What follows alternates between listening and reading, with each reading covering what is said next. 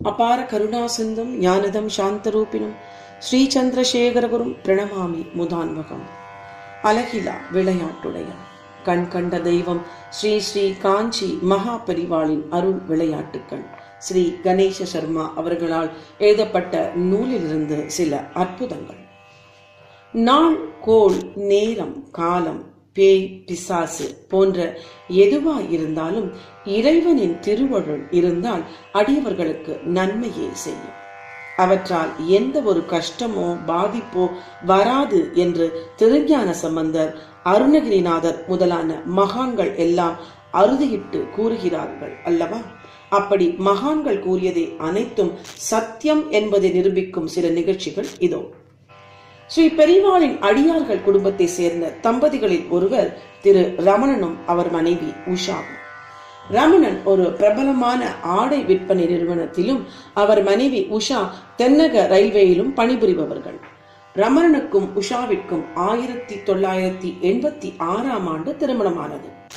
இந்த திருமணத்தை நடத்தி வைக்க காரணமாயிருந்த ஒரு அன்பர் ஜோதிடம், பூஜை, அருள்வாக்கு முதலிய காரியங்களை செய்து கொண்டிருப்பவர்.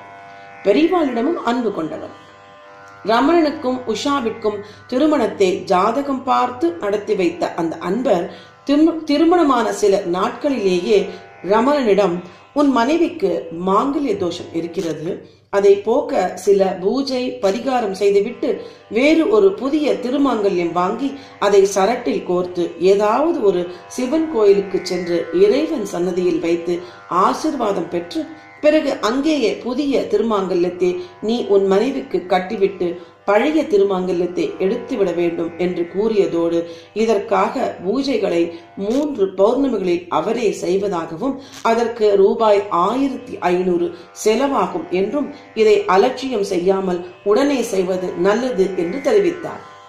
முதலில் சற்று பயந்த ரமணன் செய்வதறியாது கலக்கமுற்று பிறகு ஒரே புகலிடமான பெரிவாளிடம் சென்று நடந்த விவரங்களை கூறி வேண்டி நிற்க, நடமாடும் தெய்வம் கேட்ட முதல் கேள்வி, அவருக்கு எவ்வளவு பணம் கொடுத்திருக்கிறாய் என்பதுதான். ரமணன் தான் முன்பணமாக ரூபாய் 200 கொடுத்து இருப்பதாக கூற, உடனே பெரிவா, அந்த 200 ரூபாய் போனால் போகட்டும், திரும்ப கேட்க வேண்டாம், ஆனால் உங்கள் இருவருக்கும் எந்த தோஷமும் இல்லை, ஒரு பயமும் இல்லை, பரிகாரம் எதுவும் வேண்டாம் என திருவாய் மலர்ந்து அபயம் அருளி பிரசாதமும் கொடுத்தனுப்பினார். நிம்மதி அடைந்த தம்பதிகள் மீண்டும் அந்த அன்பரிடம் வந்து காஞ்சியில் நடந்த விவரங்களை கூறி, பெரிவாளே, அவர் திருவாயால் தோஷம் எதுவும் இல்லை என கூறிவிட்டதால் எங்கள் பயமும் நீங்கிவிட்டது, எனவே பரிகாரம் வேண்டாம் என்று கூறி விட்டனர். அதை கேட்ட ஜோதிடர் சற்று கோபம் அடைந்தாலும், பெரிவா வழி வேறு, என் வழி வேறு என்று சொன்னதோடு, என்னால் இப்படித்தான் செய்ய இயலும், உங்களுக்கு விருப்பம் இல்லாவிட்டால் நீங்கள் கொடுத்த 200 ரூபாயை திரும்ப வாங்கிக் கொள்ளுங்கள் என்று வற்புறுத்தினார். பெரிவா கொடுத்த பணத்தை திரும்ப வாங்க வேண்டாம் என்று கூறியிருப்பதாக சொல்லி தம்பதியினர் மறுத்த போதிலும் ஜோதிடர் கட்டாயப்படுத்தி பணத்தை திருப்பி கொடுத்ததால் அதை எடுத்துக்கொண்டு நேராக பெரிவாளிடமே வந்து விவரங்களை கூறினார்கள் ரமணனும் உஷாவும். கருணை கடலான பிரபுவும் சிரித்துக் கொண்டே அந்த பணத்தை சந்திரமௌலீஸ்வரர் உண்டியலில் சேர்த்துவிட்டு நிம்மதியாய் வீடு செல்லும்படி கட்டளையிட்டார். அதன்படியே செய்தனர். எந்த தோஷமாயினும் குருவின் கடைவிழி பார்வைப்பட்டால் அகலாமல் இருக்குமா? மகானின் அருள் கடாட்சமும் கருணையும் இருக்க எதற்காக பயம், பரிகாரம் முதலியவையெல்லாம்? இவையெல்லாம் கடவுளையும் அவன் அருளையும் கருணையும் நம்பாதவர்களுக்கே அன்றோ? பிறகு நடந்த அருள் விளையாட்டையும் பாருங்கள்.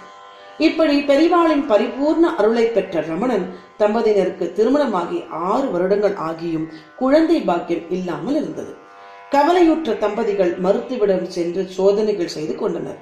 ஸ்கேன் செய்து பார்த்த மருத்துவர் உஷாவின் கருப்பையில் கட்டி இருப்பதாகவும் உடனே ஆபரேஷன் செய்து கட்டியை எடுத்தால் மட்டுமே குழந்தை பிறக்க வாய்ப்பு உள்ளதாகவும் தெரிவித்து அறுவை சிகிச்சைக்கு தயாராக வரும்படி கூறினார். தம்பதியினர் மீண்டும் வைத்தியநாதனான பெரிவாளிடம் சென்று முறையிட்டு அருள் வேண்டினர். மகா பிரபும் கருணை பொங்கும் விழியால் தம்பதியரை கடாட்சித்து வேறு மருந்து சாப்பிட்டு பார்க்க உத்தரவிட, ரமணனும் திரு அருணாச்சலம் என்ற ஹோமியோபதி மருத்துவர் இருப்பதாகவும் அவர் கேன்சர் முதலான வியாதிகளை கூட குணம் செய்து இருப்பதாகவும் கூறி அவரிடம் காட்டலாமா என உத்தரவு கேட்க சத்குருநாதர் சம்மதித்தார். உடனே தம்பதியினர் அருணாச்சலத்திடம் போய் விவரம் சொல்லி மருத்துவம் கேட்டனர். பெரிவாளிடம் அன்பு கொண்ட டாக்டரும் பெரிவாளை தானும் தரிசிக்க விரும்புவதாக ரமணனிடம் கூறினார். அனைவரும் காஞ்சி வந்தனர். டாக்டர் தான் கொடுக்க வேண்டிய மருந்துகளை பெரியவா சன்னதியில் வைத்து அருள் வேண்ட கையால் தொட்டு அருளினார். அதில் ஒரு மருந்தை நீரில் கரைத்து அருந்த வேண்டும் என மருத்துவர் கூற ரமணன் பெரியவா மூழ்கி ஸ்நானம் செய்த தொட்டி தீர்த்தத்தை ஒரு பாட்டிலில் எடுத்து வந்தார். மருந்தை அதில் கலந்து சுமார் 6 மாதம் முதல் 1 வருடம் வரை உஷா சாப்பிட்டு வந்தார்.